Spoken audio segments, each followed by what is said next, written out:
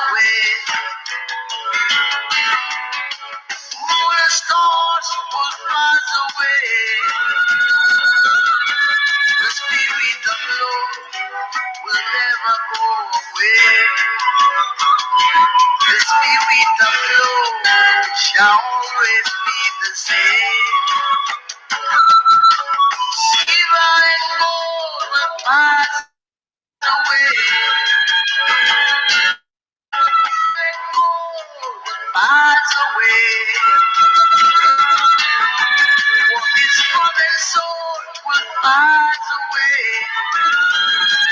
But the spirit of love will never go away. The spirit of love shall always be the same. Mama, mama, mama, mama, mama, mama, mama,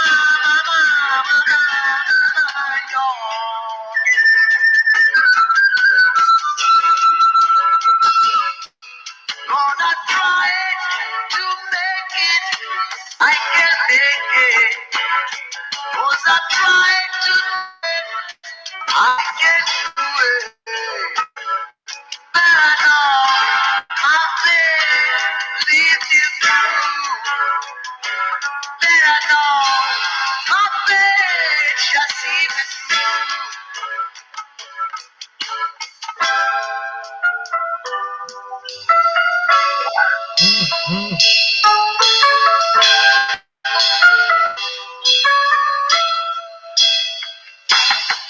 Thomas said I am a lazy boy. People said I am a crazy boy. Some said I am a lazy boy. The spirit of love will never go away. The spirit of love shall always be the same. The spirit of love will never lead me astray. The spirit of love shall always be the same.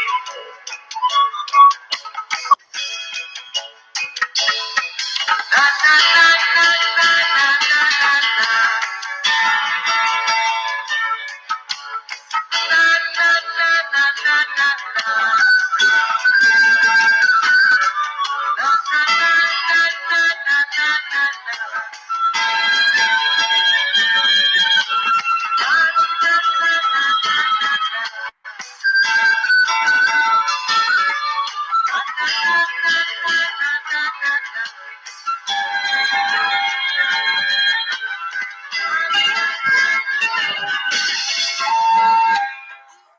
Thanks to everyone that is joining this broadcast this morning. Welcome to the African Portal Radio in Canada, where you are. Omotola is good morning there, but here in South Africa, where I am, is good afternoon. Here is 8 minutes after 3 o'clock here. Oh, you in Americas. Okay, pardon me for that. Pardon me for that. So in America, where you are, is around 8 o'clock in the morning on your side, but here in South Africa it's 9 minutes after 3 o'clock. In Nigeria is 9 minutes after 2 o'clock. Welcome everyone to the African Portal Radio. It's going to be a lovely time on this broadcast this hour, as we'll be hosting Omotola Fawunmi on this African Portal Radio TV International. Will be having conversation around a project and what she's doing to put a smile on the face of in the people's face, and to solve the problem of the illegal migration in Africa. She have done a lot of work, and she have involved in many community service. And I have opportunity to engage her, to have discussion with her regarding her work and what she's been doing. And I am very excited, and I'm so glad to have her on board this morning in America, this afternoon in South Africa. Let me use this time to greet everyone joining us all over the world. Ashe, Moloi, Assalamu alaikum, wa rahmatullahi wa barakatuh, bonjour, Barisa in East Africa. We greet and we salute everyone in Yoruba land, Ekason, in Igbo land, Kedu, in Hausa land. We greet everyone and we say welcome to the African Portal Radio TV International. We have a lot of series of programs coming up this today. Please stay with us. Let's do it together. Let's roll it together. Let's have it done together. Omotola Fawunmi is with me in the studio that will be having this conversation together. How are you today? And how is everything going on your side? I'm very well, thank you. It's a morning here. Beautiful Hmm. morning here, Wilmington. Thank you very much. Thank you very much. Before we go into the conversation and the business of today, I would like to also take you to the journey of you. Introduce yourself, who you are, where you are, and the position you hold in the society. Okay, thank you very much, Dari. My name is Omotola Fawunmi. Um, I'm Nigerian. I didn't start from there. I'm Nigerian. I have. Uh, okay. At this point, I'm currently a graduate student of Eastern University, Pennsylvania. I'm studying a master's degree in organizational leadership. But being a student doesn't limit my ability to serve community, serve people. And so I do that service currently through an organization called Rebirth Hub Africa. Rebirth Hub Africa works on human trafficking. We identify, rescue, rehabilitate, reintegrate victims of trafficking across Africa and the Middle East. We we started with rescuing one person in 2019 and has subsequently grown to rescuing over 500 girls, 500 women and girls, I beg your pardon, till date. Uh, but rescuing is not enough. It's walking through the difficult terrain of identifying, sorting, immigration. And we're very committed to ensuring that in our lifetime, there will be an end to slavery and there will be an end to the other thing we also do is serve community intercessors for Africa. I am Nigerian, and as a Nigerian, I think we have a responsibility for the continent of Africa. And so, through Community Intercessors for Africa, myself and several other intercessors stand in the gap, praying for the continent of Africa, asking that the kingdom of God, the will of God, and God's kingdom agenda will find a place of permanent residence in Africa. So those are two currently major responsibilities. Historically, I have worked in telecoms, I have worked in consulting, I have worked in the development sector. I used to work a few years ago in the sanitation sector, still working to ensure that we have that schools and children have access to decent toilets.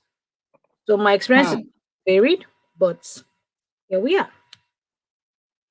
Wow, wow, wow, wow. I like what you said. Let me quickly take you to the part of what you just said now when you are introducing yourself. Regarding that you rescue only one woman and now you've got to a level whereby you do that to about almost 500 people. And I follow you a lot. I read a lot about what you've done so far. I've watched some video about you. And how possible is that? And can you give us more detail about that?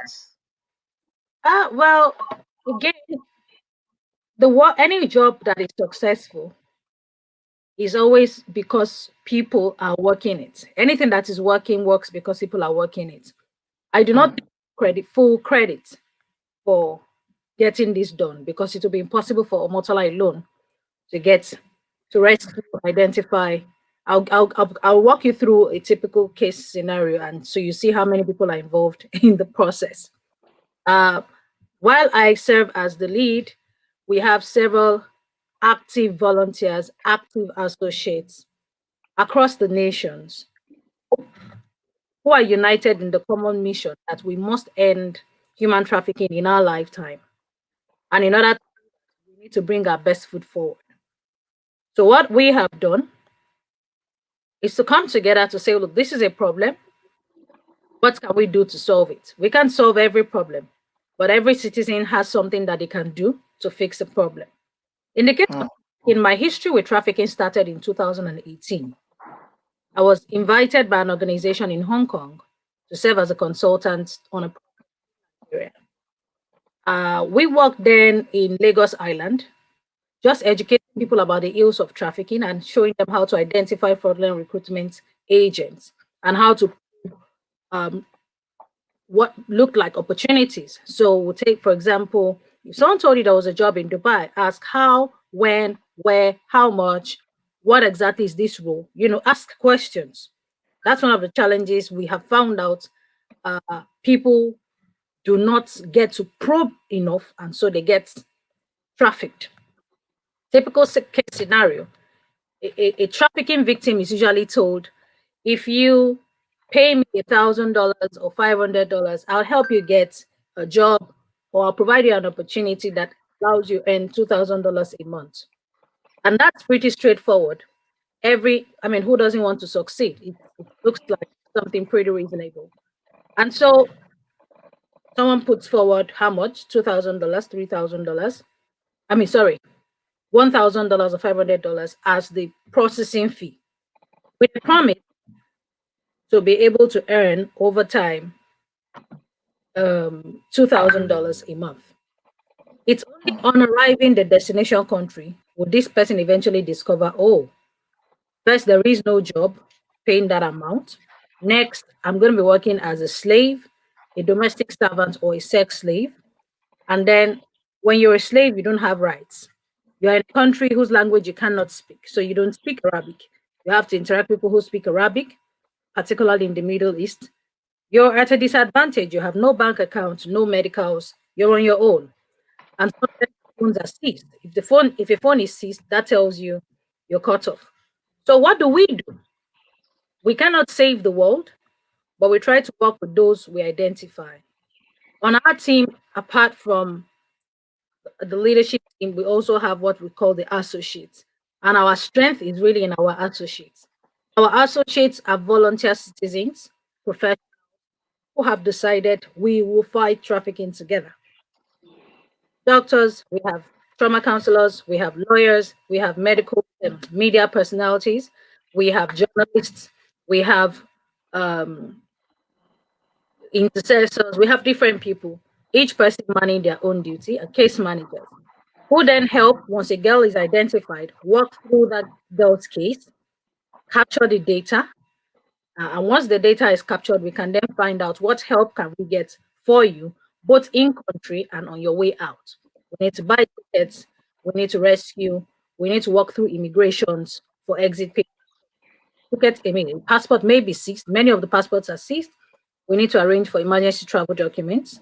We also need to make sure that in the time when they're waiting to be exited from the country, they need some temporary shelter, food, clothing, and shelter. So we work on ground with faith-based organizations in the countries where we work, as well as a non-profit. And one major partner that we've worked with actively in Lebanon, for example, will be This is Lebanon. We've also worked with Int'L. We've also worked with Syrian Eyes. That's on the countryside, and several others, Caritas. We've done a lot of, so they provide support, on-ground support for a lot of our ladies on ground. I also like to mention that we also have a number of faith-based organizations that help us provide temporary shelter.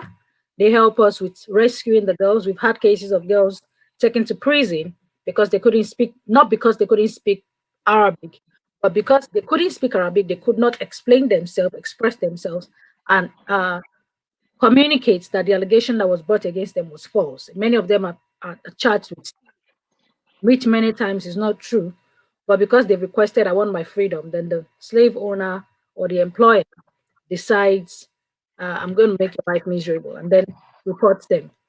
But the faith-based organizations, whether it's the Christian faith or Islamic faith, many of them have helped us with engaging with those police in whatever those countries were, general security, for example, in Lebanon, and helping with freeing our girls, helping with providing temporary shelter while in transit. I say that, and then I must also mention that in the case of Nigeria, for example, working through various agencies, particularly the National Agency for the Prohibition of Trafficking in Persons, NAPTI, working with various legislative arms of government. There is a House Committee on Diaspora. There is the IM. There's so many people that we have to work with. My point is, Omotola is not the only one who is doing this. There are several people involved with making this happen. My role primarily is to coordinate, engage, network, support the team, and find help, raise money for tickets, and make sure that every single person who reaches out to us, as much as lies within us, we are able to get them safely back home. Again, safely back home is not enough. So when we arrive back home, we have to provide access to trauma care, access to medicals, access to food, clothing, and shelter temporarily, also, as well as place them in vocational skills training centers where we'll be able to learn a skill and be able to earn. The reason is if we don't fix the problem for which they traveled initially, they would re-enter slavery. A lot of these people are just decent women who just wanted a better life for their family, wanted a better life for their children, and went to work. How would they have known that they were being trafficked? How would they have known that they were going to be slaves, they were going to be sex slaves, they were going to work as domestic servants? Many of them are not aware. So at home, when they arrive in their home countries, whether it's in Ghana, whether it's in Nigeria, we also work with various non-profit organizations on ground to provide access to vocational skills training for our women. We hope that if we're able to empower the women, sometimes provide funding for them, the chances, the fact that they are able to own a business and earn from that, provide the dignity required to stay back at home and feed their family. No, thank you very much, Omotola. You've done a very great job, and I really appreciate that for the contribution that you have made so far to your continent, Africa. This is the African Voice on the African Portal Radio TV International. The reason why we are putting you on the spotlight is for us to educate people towards the woman trafficking and some of the things that people doesn't know. A lot of people embark on journey of no return because they have no information, because some people just tell them lies and they follow the lies and they end up in hell. So now let's quickly look at it. What is your organization doing to stop this in Africa, most especially in Nigeria, whereby a lot of people are embarking on the journey that they don't even know the end of it? What are you guys doing to stop that? Well, what are we doing? First is that Yes. we're talking to people, we're educating people, we encourage, for example, we use the ladies that have safely returned, we encourage them to tell their stories.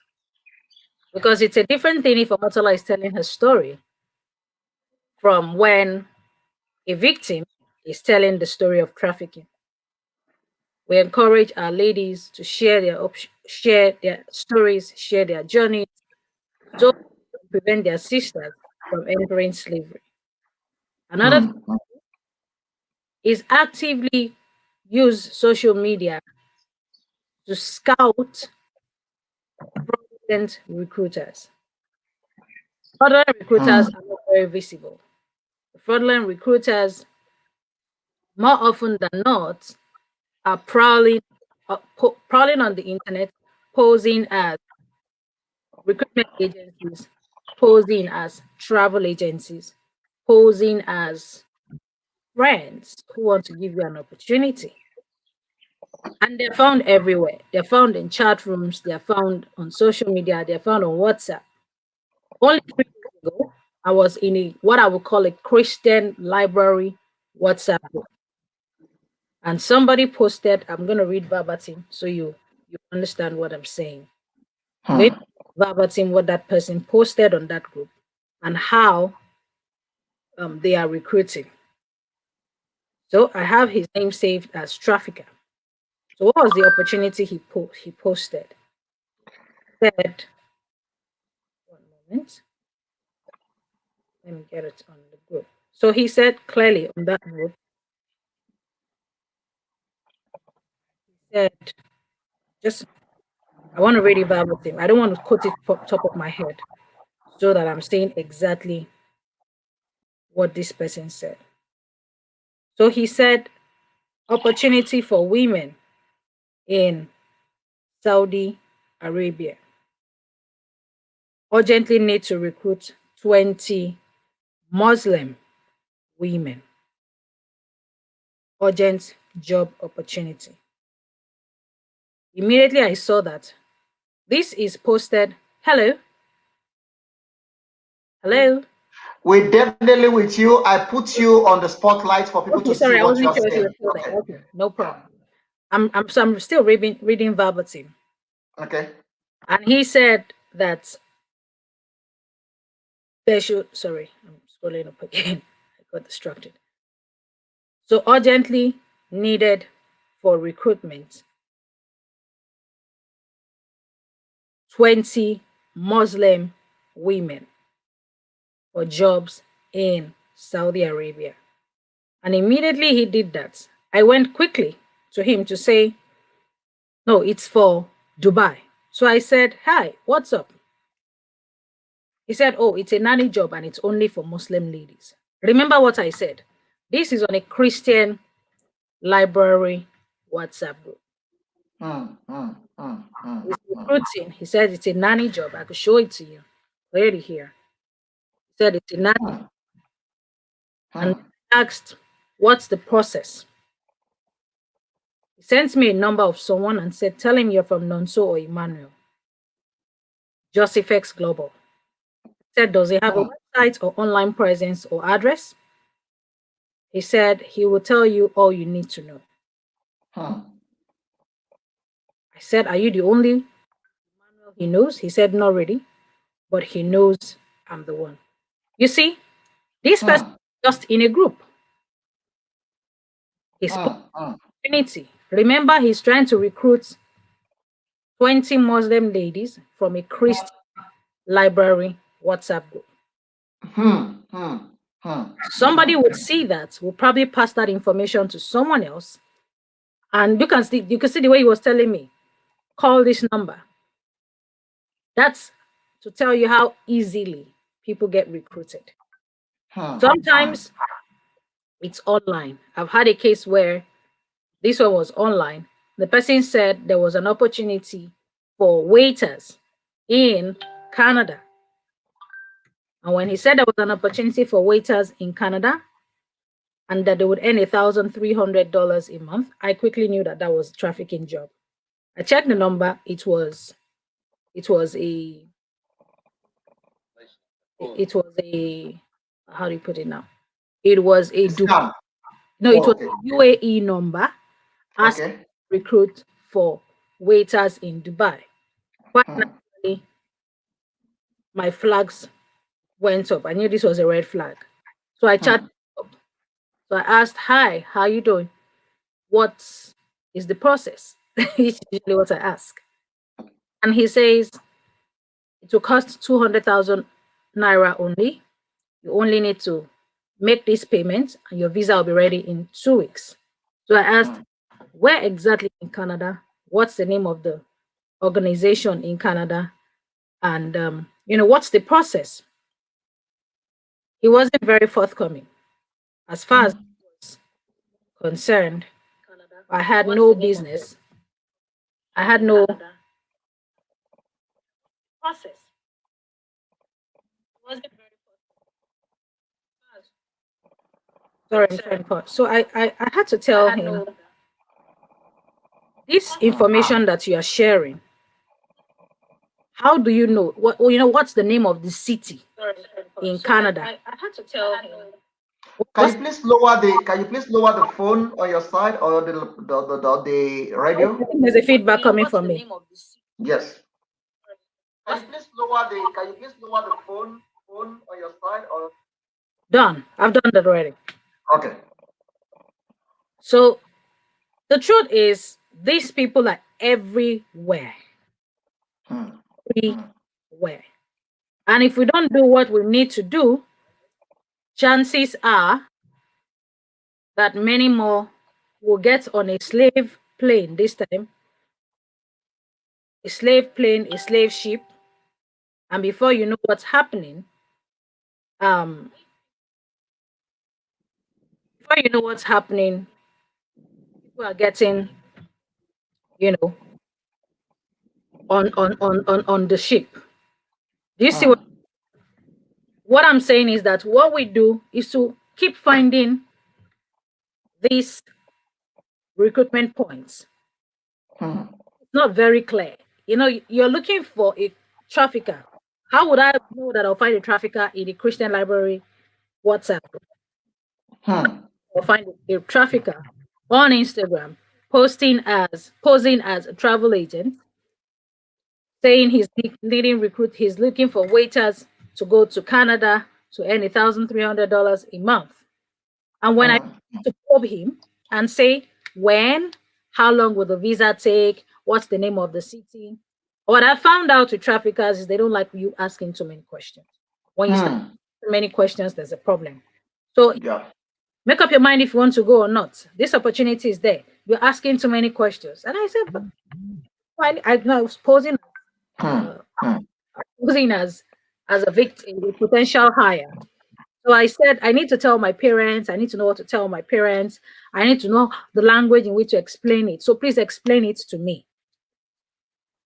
Right. And he got upset. Eventually, he said, if you don't make up your mind, I'll block you.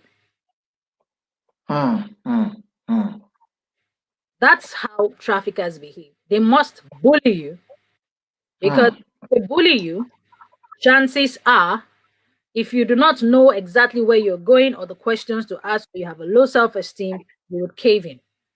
A lady we brought in, I think in July. Yeah, she came in July. And then she reached out to me in September saying, oh, someone has prevented an opportunity to go to Australia. Now, remember, I'm here in America. I've never seen any of these people before. All I know, I just know them by phone numbers, by names on WhatsApp, and sometimes we have Zoom calls, but I've never really physically met them. So I told her, I will not stop you from going, but I'll present you with options and questions to ask the person who is providing you this opportunity. So I said, ask him, where in Australia? Ask him, what's the name of the organization in Australia? Ask him, what city in Australia? Ask him, how much are they going to pay you? Ask him, airport are you landing? When he started asking these questions, he was upset. He said, look, I'm trying to give you an opportunity to escape Nigeria, and you're asking me too many questions. Young lady, make up your mind if you want to go or not. Well, the point is that trafficking thrives on fear. They need to bully the victim. Omotola, sorry to cut you short there. I do understand because of the constraint of our time, because of the what we still have a lot of things I need to discuss with you. So one of the way to correct this or to stop this is what we are doing now, to also educate people, to let people know how this thing works. I have some videos that you have engaged some people that they tell their story. There is one that I listened to that your state government involved in. We will get to that. We'll get to that. But let me quickly do this, because no matter how we try, people that will forfeit him will still forfeit him. That is clear. There is nothing we can do about that. But what can we do in Africa to stop this from the government perspective? Because I think some of the problem is the pushing force. So I want us to look at the pushing force now that is pushing people out. There's nothing wrong with migration. Migration have been there from the onset. But what are the pushing force that is pushing people out into all this? Okay, I think quite a number of people are emigrating because primarily for economic reasons. So that a lot of people say they don't have jobs, they don't have, even people that have businesses are not able to do the volume of business that will generate the kind of income that justifies their capital input into the business. So those are the big issues. We also need to look at something as simple as the home front. The home front is fractured in many ways. So Ordinarily, the home is supposed to take care of a child from age 0 to age 18, at least, till the child is an adult. Unfortunately, we have broken down families where the child has to choose between the father and the mother where to stay. And sometimes the child has no option. What that also means is that when the income coming into the family is smaller, chances are the child now believes I need to step in and start to earn something. And so it is in stepping in and trying to earn something that opportunities come to the child. So you have a 16-year-old, a 17-year-old hustling, struggling, who should be in school, but who is probably now working as a hairdresser. And somebody tells her, this hairdressing you're doing, you know you'll make more money if you go to Spain. The idea is planted in her head. Sounds like a good idea. The person encourages her to not tell your parents. This world. You don't tell people things so that they will not spoil your destiny and all those things. Again, the cover of secrecy. So a 16-year-old girl is told she has an opportunity to earn $2,000 making the same hair that she's making here in Nigeria. And so what happens? She starts to plan with a stranger how to escape her country. What can we do? Practical things we can do. We need to fix the home. We need to fix the country. The homes need to be safer. Parents, couples need to walk through their differences to make sure that they prioritize the child's welfare so that the child does not have to embark on fending for his or herself when it's not yet time. Okay, Omotola, thank you very much. Let me quickly put this in because we have a culture in, especially in West Africa or in Africa generally. There's this culture of if somebody have never stepped out of a family, there is no way we can be successful in this family. So every family is desperate, at least for somebody to step out of the country or the continent to elsewhere to go and find a way. And this is not only happened to illiterate; it's happening even to the doctors, to professionals. Many professional doctors today, they end up in America. They do all these dirty jobs and all these funny things. And when you are introducing yourself, you are talking about stopping the colonization or the woman trafficking and stuff like that. But what about the people that they are taking their own certificate, going to the embassies, seeking for the visa of a country, go to their country and doing all this dirty, funny job? What are you doing to that? Well, first of all, good question. The answer, I'm not doing anything about that. As an organization, I've not done anything about that. Because one of the things that every human being has is the right to freedom, the right to move.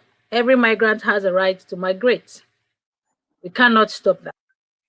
However, I will touch on perhaps some of the reasons why people emigrate and get to do certain jobs that they'll probably not do back home in Nigeria. A lot of the people who, I'll give a case study I know. I think this person went to Dubai. This person used to work with a telecoms company in Nigeria as an engineer. But for some reason, somebody convinced him that going to the UAE was a better idea. And then he left his job in Nigeria in a telecoms company. The purpose of the job in UAE, family in Nigeria, moved to the UAE. Arriving in the UAE, things were not exactly what he had anticipated. And so he had to work as a construction worker, as he did all sorts of things. But he used to explain and justify it, saying that he was earning more doing that than what he was doing as an engineer back in the telecoms company in Nigeria. That's his choice. Another thing is, like here in the US, people come here and do different things. The everyone's pathway to prosperity. You can't say this is the only way to prosper. But it's important that people have a choice in how they choose to prosper. Many people who are overseas, sometimes doing a lot of these menial jobs, The problem is that they don't tell people at home exactly what they're doing. They only are happy to share the money that is being made. So that gives an impression that things are really, really rosy. People come here, people flip burgers, people work as gas station attendants. You see, if you're diligent, there might be a pathway for you. You need to know why are you doing what you are doing and keep climbing.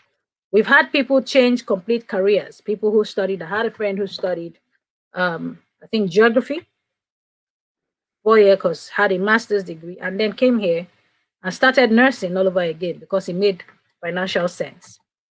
So people will do what they need to do, keep their family to live the quality of life that they have decided to live, their bills to pay, their school fees to pay. So people do different things.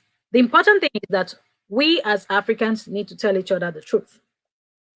We have a culture of secrecy where if I'm prospering, I don't tell you how I'm prospering. I just glory in the fact that, you continue to heal me. Hmm. We don't share this is the pathway, this is what I'm doing. For example, I'm Hmm. a student here, and because I'm a student, I have a lot of people reach out to me asking how do I apply to schools. And for example, for women, a lot of them I keep encouraging. I had a couple, I still spoke to someone yesterday who told me, I want to go to school, but I don't have money. I said, you need to sit on Google and start Googling opportunities, scholarships, uh, find fully funded. I just told her specific things to look out for. I also sent her a couple of dates for different um, organizations and how much funding they have available. We need more people to share those information. If someone is relocating, for example, what do they need in the first 3 months, 6 months, 9 months? What kind of support do they need? People come into a new country, there is culture shock. Nobody prepares you for that. Nobody prepares you for how the system works. So it takes a lot of, it takes adjusting. I think that, I don't want to digress. I think I've gone off your question. But Yes. the important thing is that we need to share information, we need to share opportunities, and you cannot stop people from migrating, but you can That is it. put them on what and why they are migrating.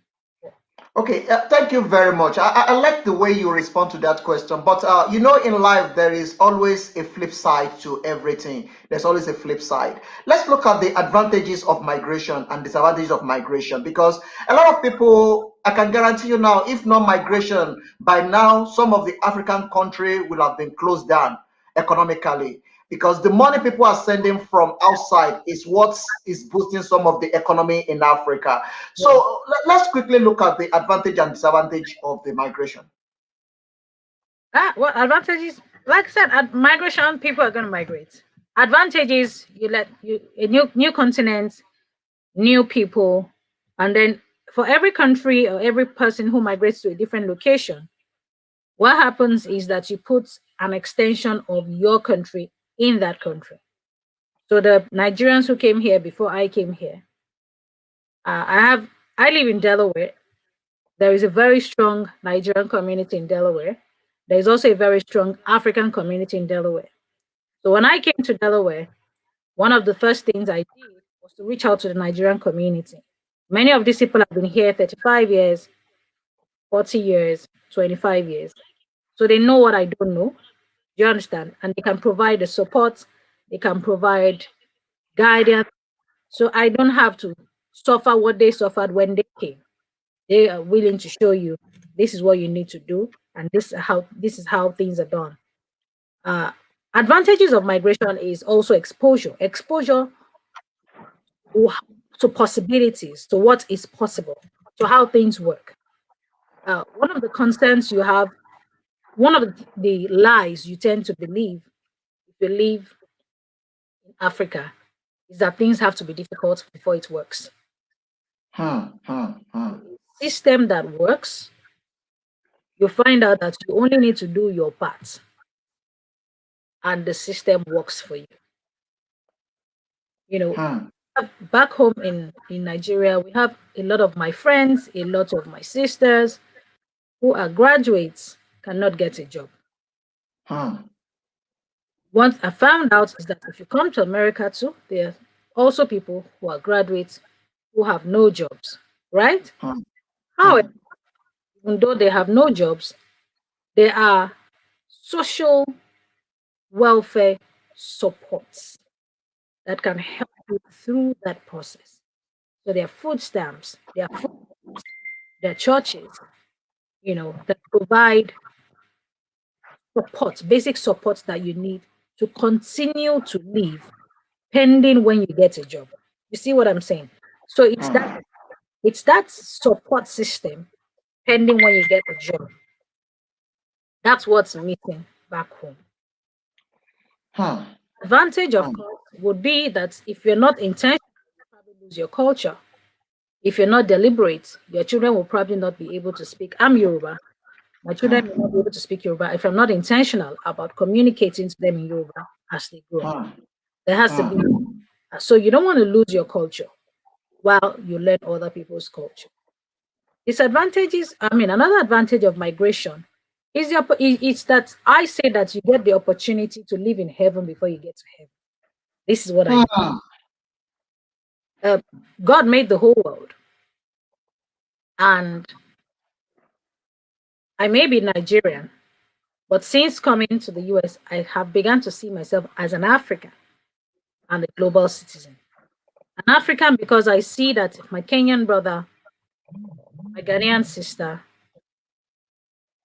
we all have a common ancestry and have a common responsibility to teach the African Americans that we met here about their history. It's a responsibility. Why? A lot of the African Americans were brought here as slaves. Meant that a lot of those who were brought here as slaves have no clue where they were from. So they identify as African Americans because they can't exactly say I'm a Nigerian American or Ghanaian American. They don't know where they're from. I know I'm Nigerian. I know I'm from the Yoruba tribe. I know, but I know my village. A lot of them don't, and they were brought to the US as slaves or slave ships. To give you a picture of how many people survived, out of every 100 people who came, only 2 survived. And it is from these 2 that other people have been produced, which means that if they know they're Africans, they cannot exactly, identify their roots. It is the responsibility of those of us who have lived on the continent, who are now here, to attempt to bridge that gap, that knowledge for them. So we share experiences. You see someone and you say, "You look like a Nigerian," and the person goes, "I don't know where Nigeria is. Never been there." "Oh, you sound Ghanaian." "I don't know where that is on the map." So we have a responsibility to break that divide. And I think that as we do that, like I said, you have the opportunity to be in heaven before we get to heaven. Same thing with Latinos. You meet with different people, and then you are forced to evaluate those things that you said were your strong beliefs. You are forced to evaluate them. Are they really beliefs or are they just facts? Are they just things that were put on you because you happen to be in a confined space? Okay, thank you, Omotola. Let me take it a bit faster than expected because of the time. I like what you say. The advantage is there, and I thank you very much, Paul Nwakwo. Thank you very much. Paul said there is a lot of advantage of migration. Thank you very much for that contribution. Keep sending it. Keep talking about it. It's for every one of us. Let me quickly take you back to where we're coming from the conversation.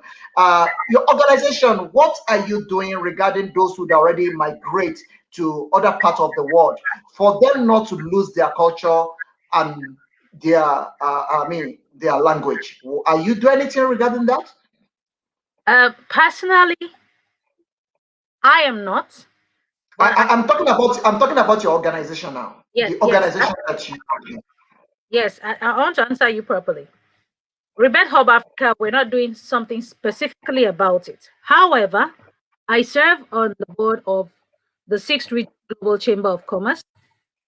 And my responsibility, I serve as the international liaison and envoy. And my responsibility is to connect Africans on the continent and Africans in diaspora to do business and for cultural exchanges. So we continue to provide the environment where people can exchange culture. One project we're currently working on, and I'm doing that with Diaspora Innovation Institute, is to teach Yoruba language, for example, to people who are in the US, who are of Yoruba descent, but have never been on the continent. We're working on like a Yoruba immersion program where we'll teach them how to speak Yoruba online, and maybe at some point take them on what we call like an immersion program back to Nigeria. Go to Ilefe maybe for 21 days. They live with a host family, work with different people, and over the 21-day period, having learned Yoruba all year round during summer, they're able to connect with their heritage, you see, and touch base and not just be an American, as it were. That's some things that we're working on. Here in Delaware, one of the organizations I serve with, we organize what is called the Taste of Africa dinner. And the Taste of Africa dinner is people from different cultures across Africa would invite our friends, family, loved ones on that day to come and have a taste of Africa. Enough of cheese, enough of, all food. That day there will be no American food, only African meals. And so that's that we continue to integrate and share the culture.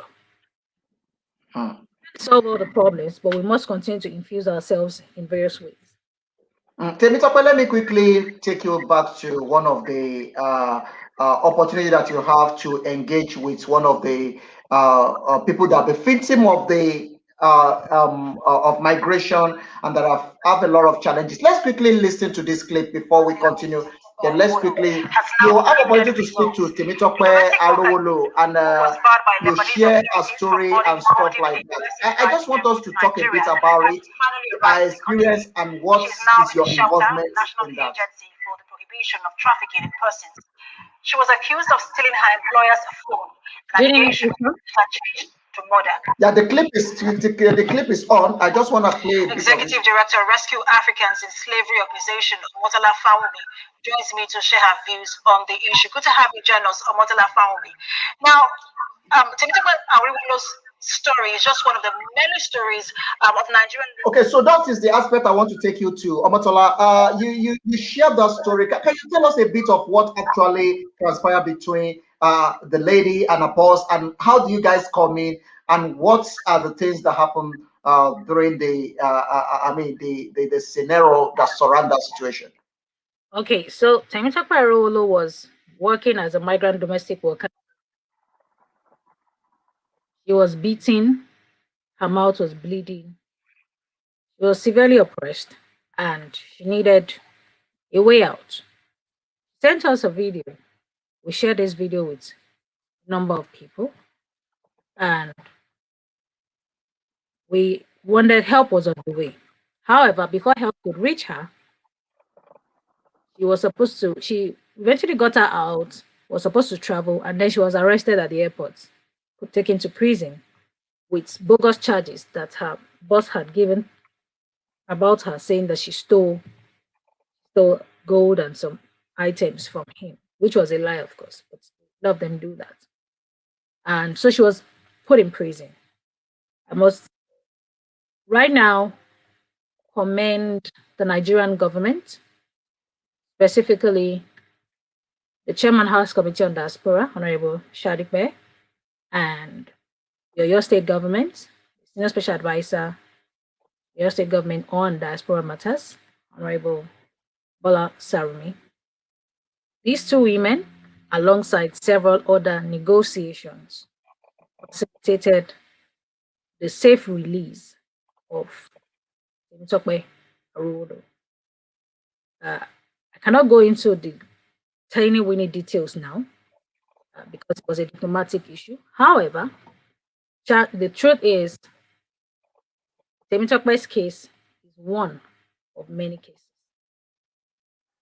In March last year, I beg your pardon, March last year, I think about middle of March, we had a girl, Faustina Faye, Ghanaian, who had reached out saying that her life was in danger and her boss was about to throw her. No, her boss was torturing her, sexually harassing her, and she just needed a way out. She made an SOS call. We're working on her case. There was another organization I said we partner with, This is Lebanon, was also trying to rescue her. Unfortunately for us, and sadly, a day before we were able to get to her, the reports came that she had jumped to her death and was dead. Jumped from a story building. We know that's not true. Her boss knows that's not true, but that's the lie they perpetuate because they probably clearly killed her and just tossed her body overboard. Is the situation that a lot of migrant domestic workers find themselves. So that was why the issue of rescuing these girls becomes critical. As I speak to you, we have one case currently where, the girl has been locked up since for 3 weeks now. I try to communicate with her every other day. I can't talk to her every day, every other day. But, she's locked up. Her bosses don't want her to leave. Her contract expired in November. She says she doesn't want to renew. They say, well, you're not going anywhere. You will need to pay us $3,000. You want us to release you. And then you would also be required to sign a second contract for another 2 years, which she doesn't want to do. These contracts, remember, are signed in Arabic. They cannot read Arabic, so they don't know what they're reading. They don't know the terms of the agreement. They only know that it's a 2-year contract. Because she has refused to sign this contract, sadly, she has been locked up at home. She's under house arrest, locked up, sleeps in the toilet, bathroom and toilet. I think that's where she sleeps. Once in a while, she's able to charge her phone and reach out. There are cases like that. Thank you, Omotola, for that update. A lot of people are facing this, and what is the African government doing about it? Because if you look at the Middle East, especially the Arab world, there are a lot of this happening in Arab world, and the African government seems not to really doing anything much about it.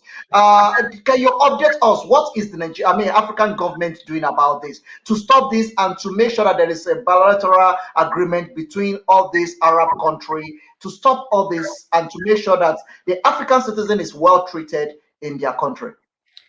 Thank you. I really like your question. Your question says, what is the African government doing? Truth is that there's nothing called African government. We have countries and we have the African Union. But the African Union is country, sorry, not a country. The African Union is a nation. Sorry, why am I saying nation? The African Union is an organization. Organization, yes. Yeah, it's an organization. Each country volunteers, chooses to associate with. So you cannot mandate anything. People need to voluntarily join. That being said, so I would say, first of all, that the African Union needs to be strengthened, needs to be stronger in being able to advocate for things that are Africa-wide issues. Secondly, the African countries, our governments, need to be more proactive and read the details of the bilateral trade agreements, bilateral labor agreements that they sign in. So I'm going to talk briefly about what is called the kafala system. The kafala system, it's a slavery. I just call it the kafala system is a slavery system that ties the employee to the employer and gives the worker no rights. Keyword being no rights. Don't like the job, you cannot leave. Choose to end the job, you'll be threatened, beaten, sometimes killed, sometimes maimed, and there are no consequences. Now, there are a couple of countries that have a better system or that have been forced to change their systems with regards to migrant domestic workers. countries like Qatar, primarily because I think it was supposed to host the World Cup. So there were specific demands on this is how things would work if you would qualify for it. But countries like Lebanon still operate the kafala system. Saudi Arabia still operates the kafala system. And the kafala system, a lot of the on-ground organizations we work with in the various countries have pushed, have advocated, have written about how disastrous and destructive this kafala system is. Unfortunately, because our government, and this I say with all sense of responsibility, governments are desperate to find jobs for our citizens. We just take whatever is given. They don't read the bilateral labor agreements. They don't read the conditions of those jobs. And so our sisters, our brothers, our moms get into and then are unpleasantly surprised with the conditions of work. Governments need to do more. They need to read the details. They need to negotiate better. You see, even this what's it called? This domestic work, as it were. The Asians have a higher wage negotiated by their government. So where a typical Nigerian or Ghanaian is earning $150 a month or $200 a month, their Asian counterpart is earning 500. Not because they did anything different, but because their governments have negotiated a better outcome for them.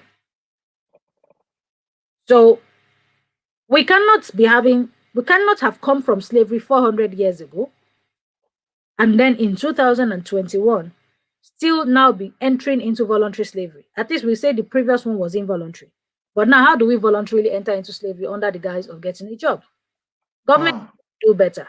They need to make sure that we have jobs at home. We need to create enabling environments. We need to negotiate. People should not come to UN meetings and be sleeping when when proceedings are going on. Those are some of the concerns. I mean, personal concerns I have. That when our leaders come for serious meetings, they are sleeping. They are out shopping. And so when the serious discussions are had, they are unable to make significant quality contributions. They need to read the briefs that are sent to them. They need to make inquiries. They need to investigate even the opportunities. If I'm going to give you 300 people. One of the sorry to cut you short there. One of the problem to that is even that the right person for the right job. Sometimes we pull the wrong person for the right job. So some people that doesn't even have the clue of what is going on. Some of them have not even sleeping. They don't even have a clue. They don't know what is going on. They're just there. They don't understand what is going on there. So those are the kind of the situation that we are facing in Africa, that we expect that the African Union and the governments of countries in Africa needs to look into that. Omotola, I wish I can engage you for a very long time, but the time is not permitting us. We still have a lot of show coming in. This is the African Portal for those of you that are joining us. Definitely, this is going to be a kind of series. I'm still going to bring you back next month. Same, I think it's going to be towards the end of next month. We'll be having this by the grace of God. We're going to talk about the modality around it, that we'll be having this every month, at least once in a month, to educate people and to talk about the migration. That's we also go a long way, and that will find some permanent solution to some problem that the migrants facing in Africa. So, Omotola, let's put it a pause here. Definitely, we will continue from there next month. People that join us today, thank you very much. Share it. If you want to be part of what is going on the African Portal, you want to sponsor, you want to support, or you want us to advertise your business, oh, please contact us. The African Portal is voice for all. This is the African voice on the African Portal, where we discuss issues that have to do with African citizens, where all African citizens have a say. So join us next month by the grace of God. Omotola will be on the seat to address. If you have any questions, you can send them to me on +2778 70333584. That number is on WhatsApp, or you can email me at the African Portal at exclusivemail.co.za. Thank you very much, Omotola. It is my great pleasure to have you on board today, and I really thank you for coming out to be part of this show. God bless you, really good. We continue the conversation by the grace of God next month, and have a beautiful weekend ahead of you and enjoy the rest of your day. Please keep sharing it, keep talking about it. Is the African Portal Radio TV. Thank you very much. Before you go, I just want you have something you want to say. I just want to give you 1 minute to just quickly do a kind of wrap up. Then we call it a day. Okay, well, my wrap up will be that let us make sure that people's freedom are not taken away. Let us be empowering to other people. Let us strengthen one another. Let us share knowledge that can liberate the next person. Let's cut this culture of secrecy that's sending people to places we would otherwise not have gone to. Yeah. No, thank you very much, Omotola. It is a great pleasure. Omotola, you see, a lot of people are sending comments. Paul say, I would like to be part of this discussion until next month. And also, Omoduni say, very educative. Thank you very much. And we see all your comments and we really appreciate it. Please keep sending it. Join us again next month by the grace of God. Towards the end of next month, we'll be back with another segment of this show by the grace of God. Omotola, if there is anything that I will say on this show is to say thank you to you for coming out to be a part of this. You are doing a great job. And in Africa, we don't have a culture of appreciating ourselves when we are here. But on the African Portal, we appreciate you. We say thank you very much. Keep doing the great job. Definitely, the sky is no longer the limit. The sky is the starting point. So let's keep on doing what we are doing. We will get there. Thank you very much and enjoy the rest of your day. Bye for now. Bye-bye, South Africa. Thank you. Thank you, Motola. Bye now. Thank you, everyone, joining us. Thank you very much for joining us. This is the African Portal. In the next few minutes, we will be back with another show or with Latoya on the African Portal as well. Join the Yoruba leaders by 5 o'clock South African time. Another show is coming up. Thank you very much and enjoy the rest of your day. Bye for now.